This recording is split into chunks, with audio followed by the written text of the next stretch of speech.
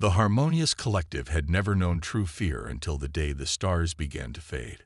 High Ambassador Hilary watched from her crystalline observation deck as another star system winked out of existence on the grand stellar map.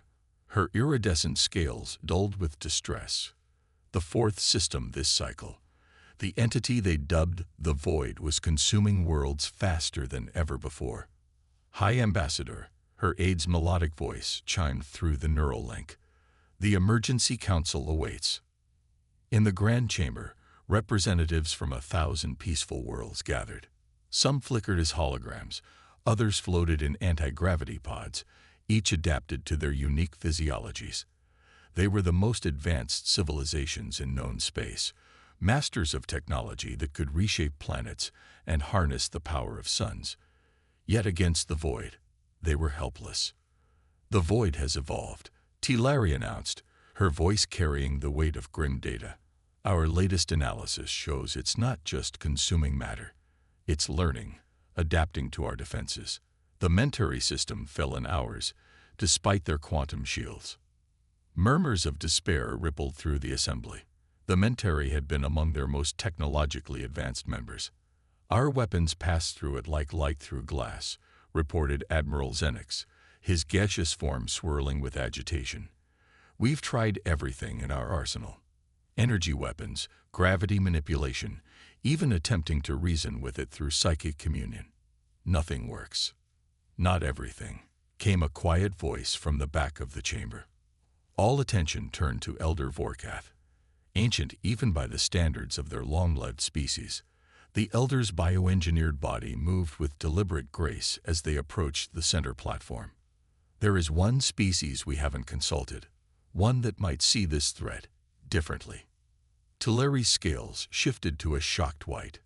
Surely you don't mean. The humans, Vorkath confirmed.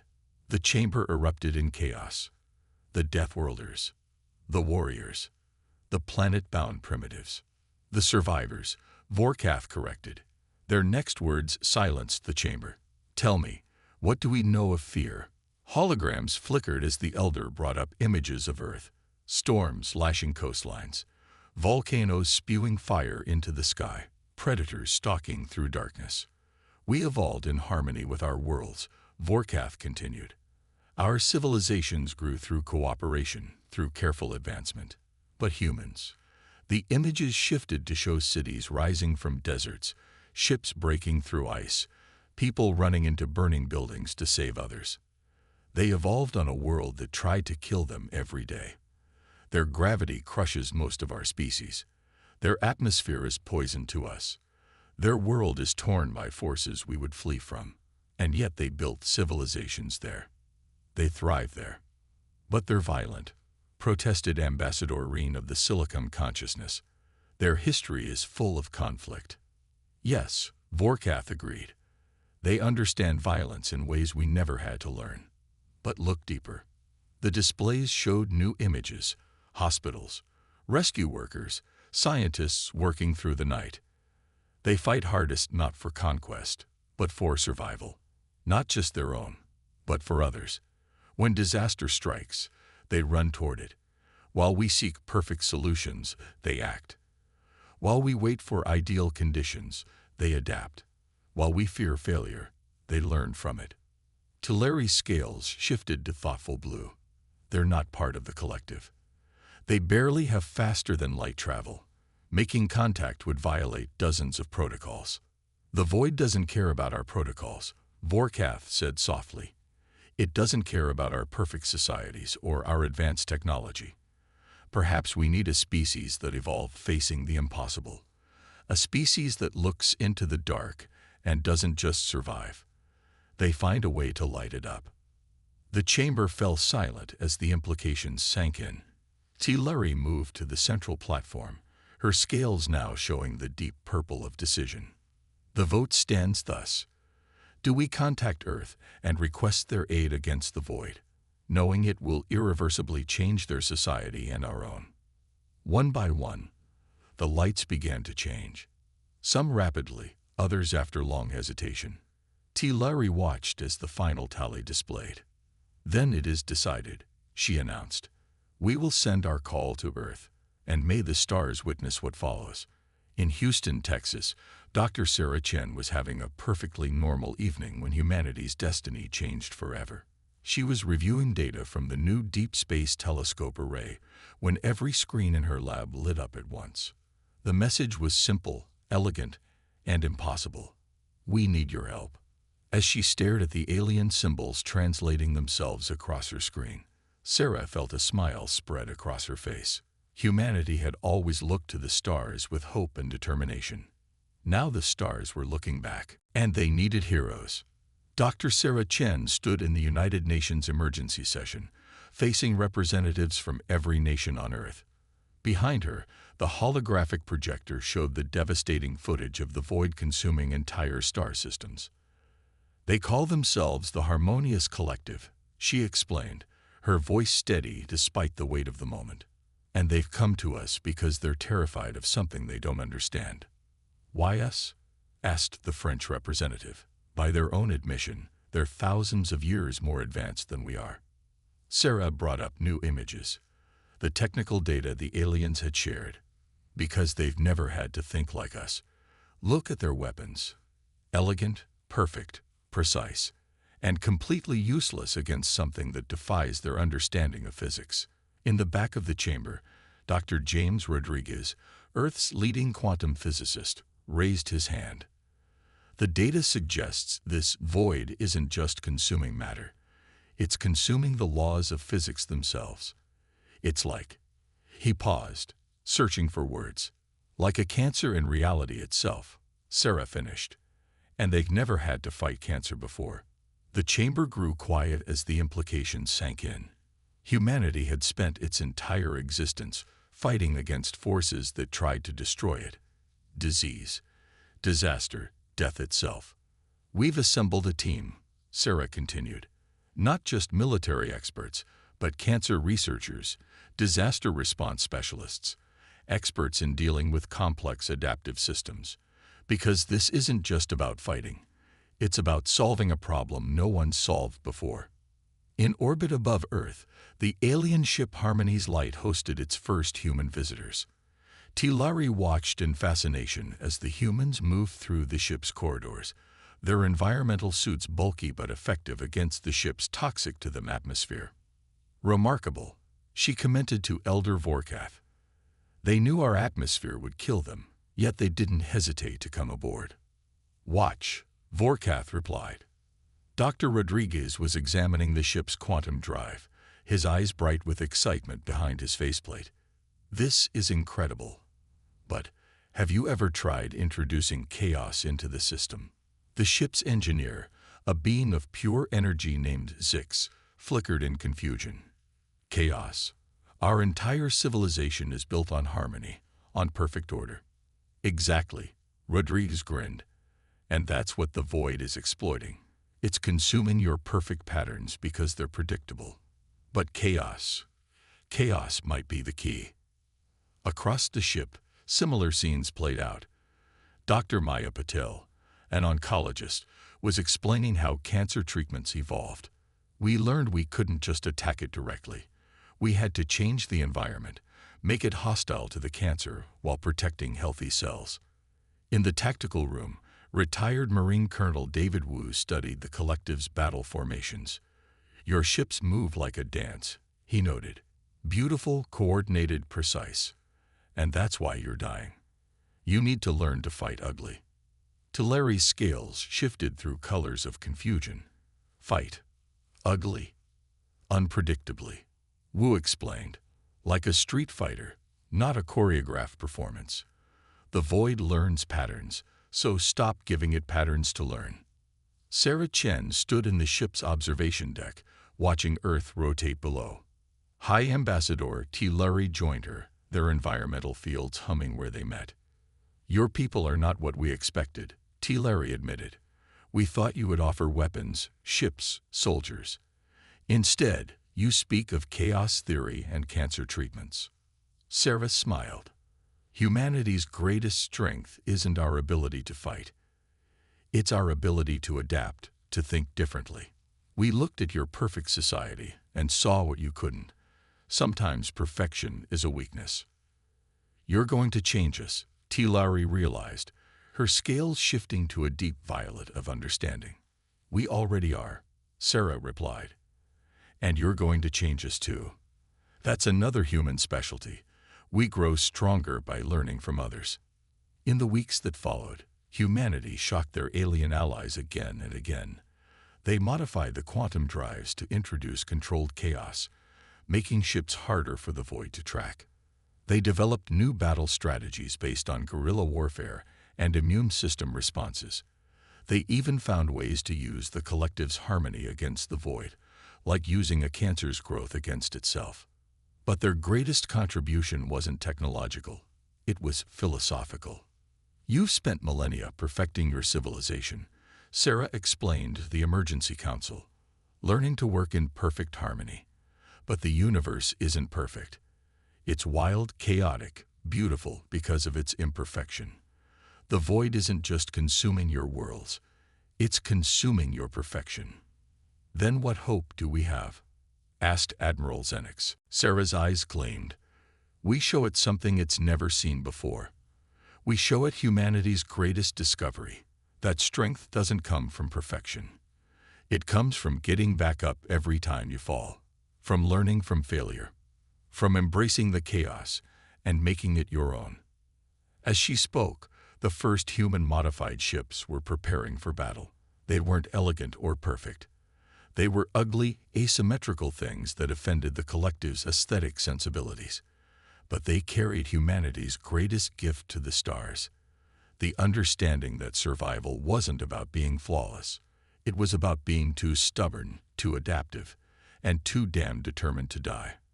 The Void appeared at the edge of the Centauri collective, a writhing darkness that bent light and reality around it. From the bridge of the hybrid vessel Hope's Gambit, Sarah Chen watched alongside Tilari as their sensors tried to make sense of what they were seeing. It's beautiful in a terrifying way, Sarah noted, adjusting her environment suit, like watching a hurricane from space. Tilari's scales rippled with anxiety. 3 previous fleets have been lost trying to stop it.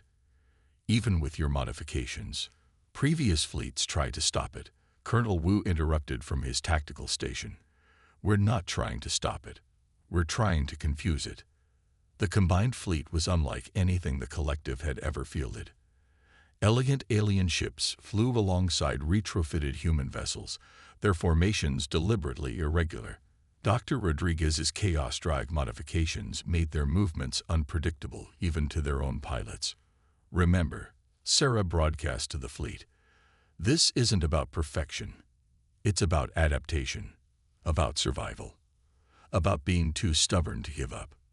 The Void struck first, tendrils of non-existence reaching for the nearest ships. But instead of the precise, harmonious evasion patterns it had consumed before, it encountered something new. The human ships moved like street fighters, ugly and effective. Alien vessels, guided by human tactical advisors, broke their beautiful formations to scatter in controlled chaos. Where the Void expected order, it found entropy. It's hesitating, Maya Patel observed from her station, where she monitored the Void's behavior patterns, like a cancer encountering an immune system it doesn't recognize. That's when they launched their first counterstrike. Not the collective's elegant energy weapons, but a chaotic mess of human ingenuity. Missiles carrying quantum randomizers, beams of concentrated entropy, ships deliberately flying into the Void's reach, only to scatter its perfect consumption with bursts of engineered disorder. The chaos drives are working, Rodriguez reported excitedly. It can't predict where we'll be because we don't know ourselves. But the Void was learning, adapting. It began to split into multiple fronts, trying to force the fleet back into predictable patterns. Hold formation, Wu ordered, then grinned. And by formation, I mean keep being as random as possible. Sarah watched as human and alien crews worked together, each learning from the other. The collective's precision gave structure to human chaos, while human unpredictability gave life to alien order. They weren't just fighting together, they were evolving together. Then the Void did something unexpected. It stopped attacking individual ships and instead began to warp space itself around the fleet. It's trying to trap us, Tillari realized, her scales paling, to force us into a pattern it can consume. Sarah's mind raced. The void learned from patterns.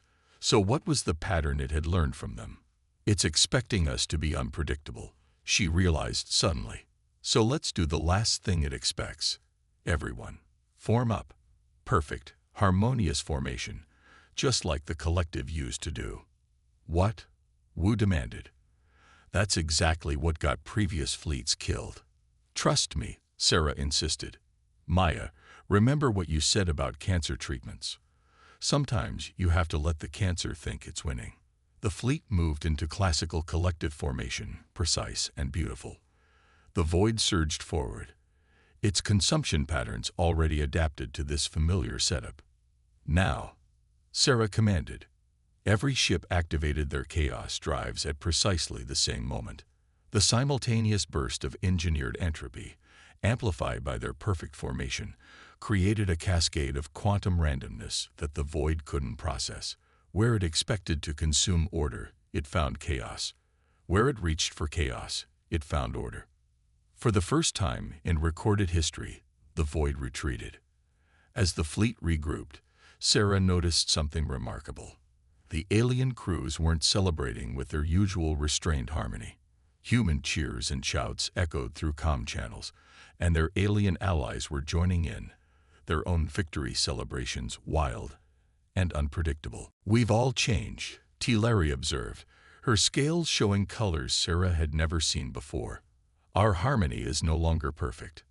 No, Sarah agreed, watching human and alien crews congratulate each other. It's better than perfect. It's alive. But their victory was just the beginning. As they tracked the void's retreat, they detected something troubling. It wasn't just learning from them. It was evolving faster than ever before. It's using our own tactics against us, Rodriguez reported grimly. The next battle won't be like this one. Sarah nodded, but she wasn't afraid. For the first time, humanity's greatest lesson was spreading across the stars. The universe wasn't meant to be perfect. It was meant to be survived. And survival was something humans taught best. The emergency alert came at what humans would call midnight. The void had appeared simultaneously in 3 different sectors, its strategy now mimicking the very chaos humanity had used against it. In the command center of Hope's Gambit, Sarah Chen watched the tactical displays with growing concern. The void was no longer a single entity. It had fragmented into dozens of smaller rifts, each one acting independently but somehow coordinated. It's like watching a swarm, Maya observed, or metastasis in an aggressive cancer. It's using everything we taught it, Tillari said, her scales shifting through patterns of distress. Our chaos, our unpredictability. No, Sarah interrupted, studying the patterns. It's using what it thinks we taught it. It's mimicking the surface without understanding the core. She turned to the assembled human-alien command staff. What makes humanity different isn't our chaos. It's why we embrace chaos. Colonel Wu nodded, catching her meaning. We don't choose unpredictability for its own sake. We choose it because we refuse to accept defeat. The next few hours were a blur of activity. While the void's fragments consumed outlying systems, humanity began its strangest mission yet, teaching aliens how to be human. In the ship's training chamber, Wu worked with alien tactical officers. Stop trying to calculate the perfect response, he instructed. Feel it. Trust your instincts. Your species evolved for millions of years. Those instincts are there, just buried under layers of perfect harmony. In the science labs, Rodriguez and a team of alien quantum physicists deliberately introduced errors into their equations. Perfect mathematics didn't save your worlds, he explained. Sometimes you need to embrace the impossible. Try things that shouldn't work. Dr. Patel had transformed the medical bay into a crash course in human resilience. Your bodies are capable of so much more than you allow, she told her alien students. Pain isn't just something to be avoided. It's information, telling you where to grow stronger. But it was in the ship's observation deck where the most important lesson was taking place. Sarah stood with Tillari, watching the void's fragments approach. "I don't understand," Tillari admitted. "We're teaching our people to embrace imperfection, to act without certainty, to fail. How does this help us survive?" Sarah smiled. "What do you feel right now, watching those fragments approach?" "Fear," Tillari answered immediately. "Terror, uncertainty. And what does your training tell you to do with those feelings?" "To suppress them, to achieve harmony and clear thought." "That's where we're different," Sarah explained. "Humans feel that fear too, but we don't suppress it. We use it. Fear shows us what we care about, what we're willing to fight for. Uncertainty forces us to improvise, to discover solutions we'd never see if we waited for certainty." She gestured to the stars. "Your people achieved incredible things by pursuing perfection. But the universe isn't perfect. It's messy and chaotic, and sometimes terrifying. And that's okay, because imperfection means there's always room to grow, to adapt, to become something new." As if to emphasize her point, alarms blared. The void fragments were accelerating, but something was different about their approach. "They're forming patterns again," Wu reported. "Complex ones, but patterns nonetheless." Sarah leaned forward. "It's still thinking like a perfect being. It can mimic chaos, but it can't truly embrace it because it doesn't understand." She paused, an idea forming. "Understanding," she whispered. Then louder, "That's it. It can copy our tactics, but it can't copy our fear, our doubt, our willingness to fail. It's still trying to be perfect."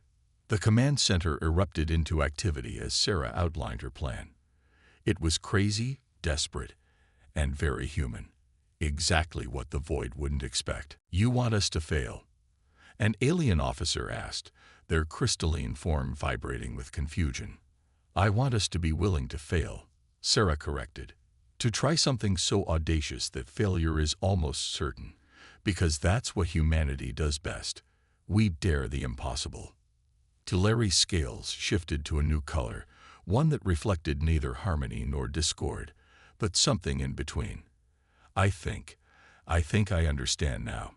Your strength isn't in your chaos or your technology or even your courage. It's in your ability to embrace imperfection itself." "Exactly," Sarah smiled.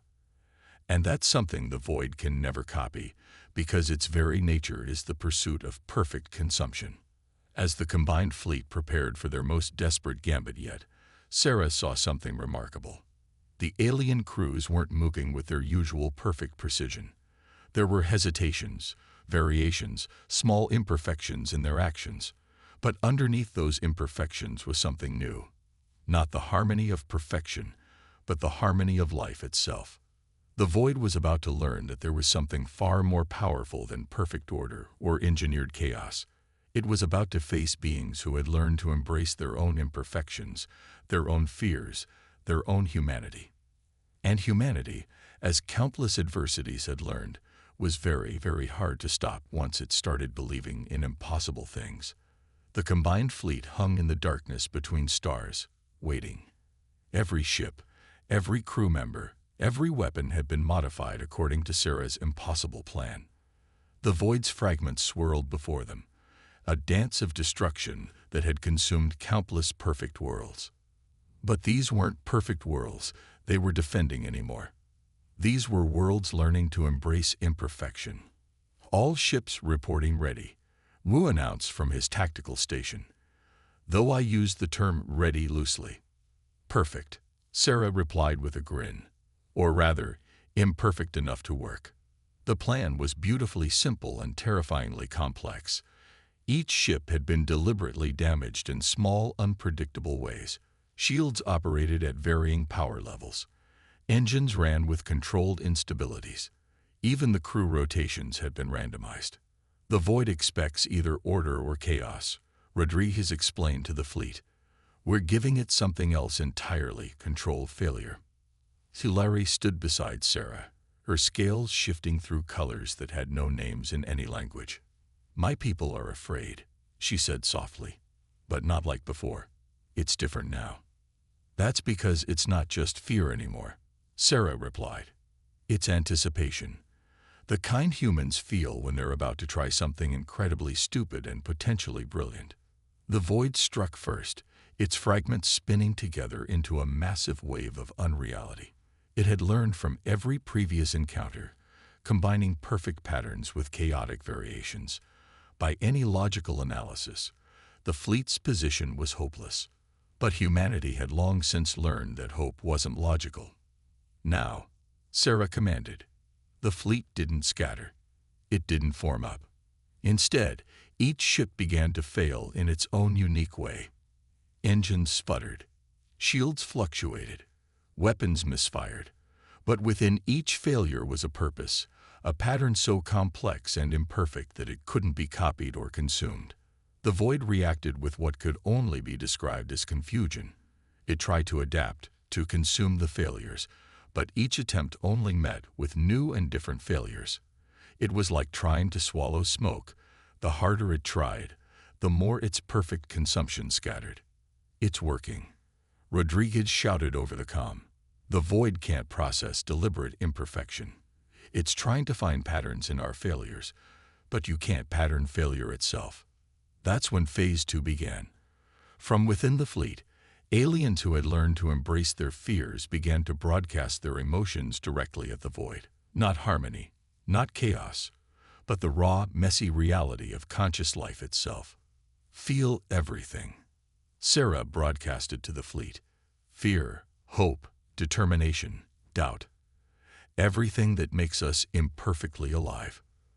The void's fragments began to shudder. Where before it had consumed the perfect harmony of alien minds, now it faced something it couldn't process. Beings who had learned to thrive in imperfection, who had embraced the very uncertainty it sought to consume.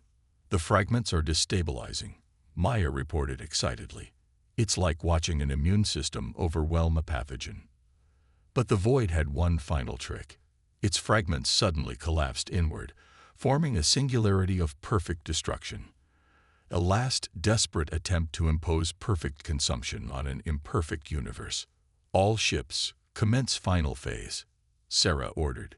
Time to show it what humanity does best. Every ship in the fleet activated their modified chaos drives simultaneously. But instead of trying to fight the void's pull, they flew directly into it. Centuries of alien harmony, combined with humanity's embrace of glorious failure, created something entirely new. A symphony of survival, played by an orchestra that had learned to use wrong notes perfectly. The void tried to consume them, but each ship's distinct imperfections created interference patterns in its perfect consumption. The more it tried to impose order, the more the fleet's controlled failures disrupted it. It was like trying to silence a song by becoming part of the music. In the end, it wasn't humanity's weapons that defeated the void. It wasn't alien technology or careful strategy. It was the simple, magnificent truth that life itself was gloriously, perfectly imperfect. The void collapsed in on itself, its perfect consumption disrupted by the very imperfection it couldn't understand. Where it had been, a new kind of space remained, not quite normal, but vibrant with possibilities. In the aftermath, as human and alien crews celebrated together, Sarah found Tulare on the observation deck. The alien scales were shifting through colors that somehow looked more alive than ever before. "We won," Tulare said, "by learning to lose perfectly." Sarah laughed. "That might be the most human thing I've ever heard an alien say." "We're not aliens anymore," Tulare replied. "We're something new. Not perfect, not chaotic, but alive in all the ways that matter." Looking out at the stars, Sarah saw the truth of it. Humanity hadn't just saved the galaxy. They had taught it how to truly live. And in return, they had learned that even the most primitive species could have the most profound wisdom. That in an infinite universe, the only perfect thing was the freedom to be beautifully, wonderfully imperfect. The stars seemed brighter somehow, as if they too had learned to shine with glorious uncertainty. And in the darkness between them, countless civilizations began to explore what it meant to be perfectly imperfect together.